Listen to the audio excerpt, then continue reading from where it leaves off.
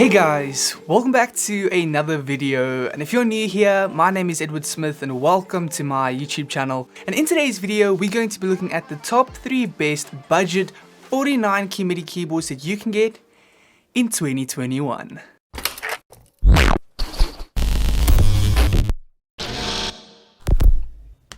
So before we jump into things, if you're someone that's interested in home studio gear or home studio equipment, or you want to set up your very own home studio, this channel is for you. Don't forget to smash that subscribe button down below, click on the bell notification so you don't miss any of my future uploads. Secondly, the links of all the MIDI keyboards that we're going to be going through in today's video will be down in the description below as well. And then last but not least, make sure you watch all the way till the end of this video, because I will be testing each keybed and the keys of each MIDI keyboard separately and comparing them just so that you can find the right MIDI keyboard for your home studio setup.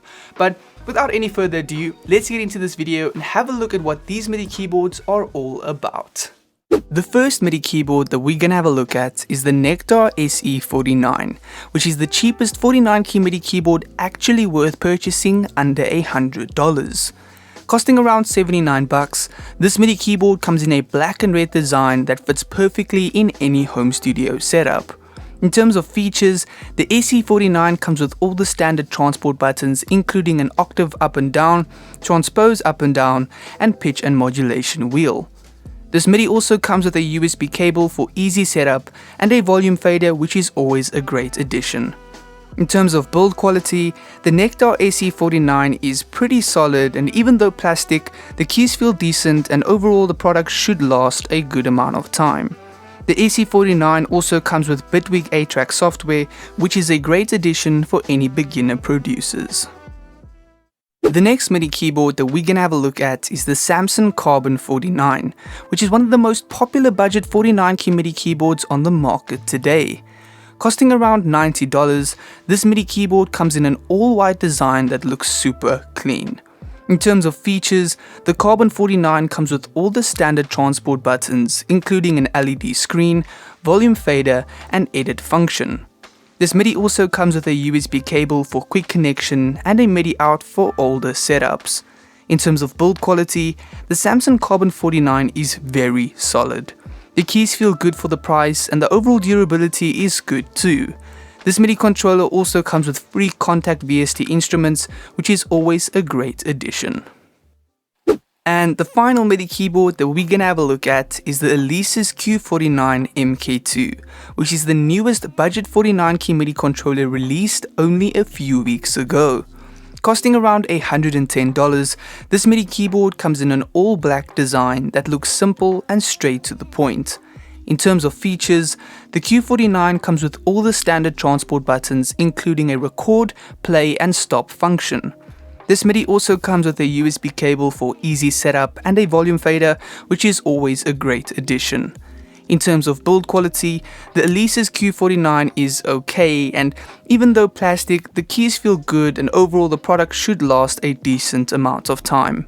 The Q49 also comes with Pro Tools First, MPC Beats, and 60 free lessons from Melodics, which is a great addition for any beginner producers.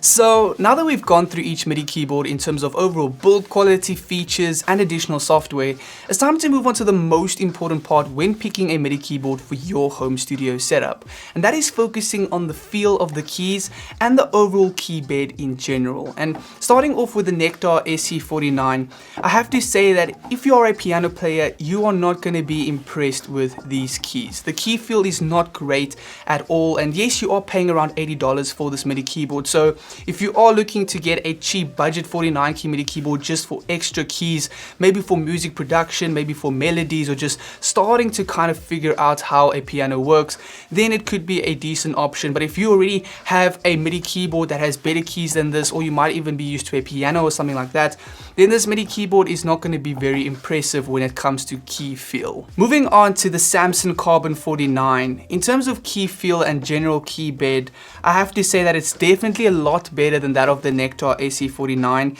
It is quite hard to push the keys down, which isn't great, but the noise is a lot less than that of the Nektar, and also you have a little bit more play when it comes to your keys, which gives you a lot more feel, which is nice and what you want in a MIDI keyboard. And for around $100, I think it is a great budget option if you want to maybe record some piano in a MIDI or something like that, just because you have a little bit more feel with each note compared to that of the Nektar SE49. And then last but not least, the Alesis Q49 MKII, which in my opinion definitely has the best key feel and general key bed compared to the other MIDI keyboards we looked at. I have to say that if you are a piano player looking to get into music production and you don't have an 88 key hammer action MIDI keyboard and $100 is all you have to purchase a MIDI, this is probably the best option to go for. The keys are very soft, they don't make a lot of noise, and they have a lot of play, so you have a lot of feel for every note that you're playing. And I do think that if you are someone maybe even looking to learn how to play the piano or just have a little bit more control with every note that you're playing, I don't think you can go wrong with the Alesis Q49 MKII. So to bring this video to an end, if you're someone that's looking for a $70 to $80 MIDI keyboard that's going to be great for maybe producing some melodies or beat making, not really for the piano player, then the Nektar SE49 is a great option for you. If you're someone that's looking for a MIDI keyboard that's around $100 and you have the money and you just want to have a white look type MIDI keyboard with nice keys and a decent touch for a budget MIDI keyboard, then the Samson Carbon 49 is a great option for you. And then last but not least, the Alesis Q49 MKII, in my opinion, is the best MIDI keyboard to go for out of these three. Yes, it is $110, but you are getting a MIDI keyboard that feels really nice. It's great for melody making or beat making, or even if you want to have that piano feel for around $100 when creating music. So the best key is definitely the Q49, in my opinion, my favorite to go for. But if you are on a budget and you want to go for the Nektar or the Samson, they are really good options as well.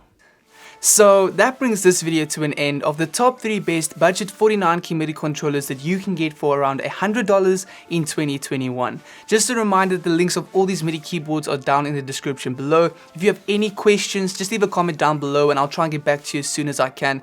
But other than that, thank you so much for watching this video. If you enjoyed it, please do give it a thumbs up, and if you loved it, subscribe down below, and I will see you for another video next time.